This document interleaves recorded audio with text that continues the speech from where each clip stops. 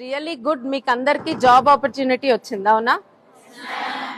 ఎంత చదువుకున్నా కూడా మన వర్క్ ఎథిక్ అనేది most important. Hard work beats intelligence, consistency beats intelligence. నేను లాస్ట్ టైం కూడా చెప్పాను, చాలా తక్కువ సార్లు వస్తుంది సెకండ్ ఛాన్స్ అనేది. సో చక్కగా మీకు వచ్చింది.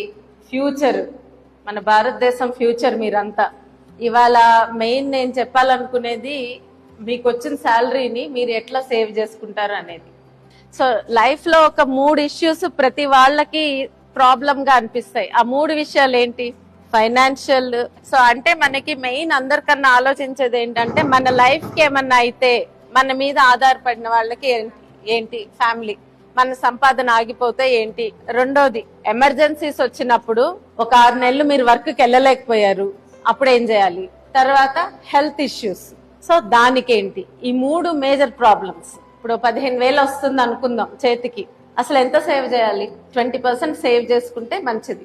ఎంత కష్టమైనా ఆడపిల్లలు నాకు తెలుసు బాగా చెయ్యాలి అనుకుంటే చేయగలుగుతారు.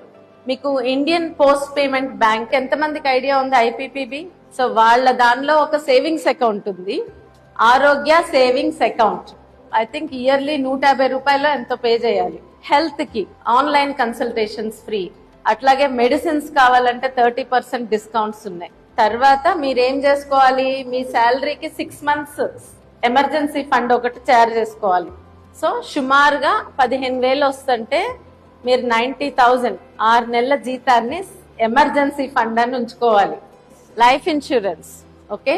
ఆ లైఫ్ ఇన్సూరెన్స్ కూడా పోస్టల్ డిపార్ట్మెంట్ లోది ఒక మంచి లైఫ్ ఇన్సూరెన్స్ ఉంది.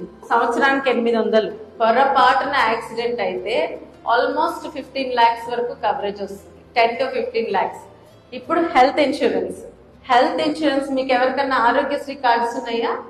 ఓకే. సో అదైతే మీరు దాంతో సేఫ్ గానే ఉంటారు. మరి నెక్స్ట్ వచ్చేది మీ రిటైర్మెంట్. సో దానికి ప్రావిడెంట్ ఫండ్ అంటే ఒకటి ఉంటుంది. ఇవన్నీ గవర్నమెంట్వి, నేను మీకు గవర్నమెంట్యే చెప్తున్నాను. ఆ 20% అన్నాం కదా, ఆ 3,000లో ఇవన్నీ చేయాలన్నమాట. అప్పుడప్పుడు గవర్నమెంట్ ఏంటంటే మహిళల కోసం ప్రత్యేకమైన కొన్ని స్కీమ్స్ తీసుకొస్తుంది. అవేమన్నా వస్తున్నాయేమో అని చెక్ చేసుకుంటా ఉండండి. సో ప్రావిడెంట్ ఫండ్ అనేది ఇంపార్టెంట్. ఇంకా వీలైనంత వరకు ప్రతిసారి జాబ్ లో కూడా చదువుకోండి. అర్థమైందా? మీరు వెనక్కి తిరిగి చూసేటప్పుడు మీకు ఓవరాల్ గా చాలా ఎక్కువ నాలెడ్జ్ ఉంటుంది. నాలెడ్జ్ ఉన్నప్పుడు మీకు మార్కెట్ లో మీకు డిమాండ్ ఉంటుంది. ఇప్పుడు చెప్పిన అందరికి అర్థమైనయా? సో అది ఆల్ ద వెరీ బెస్ట్.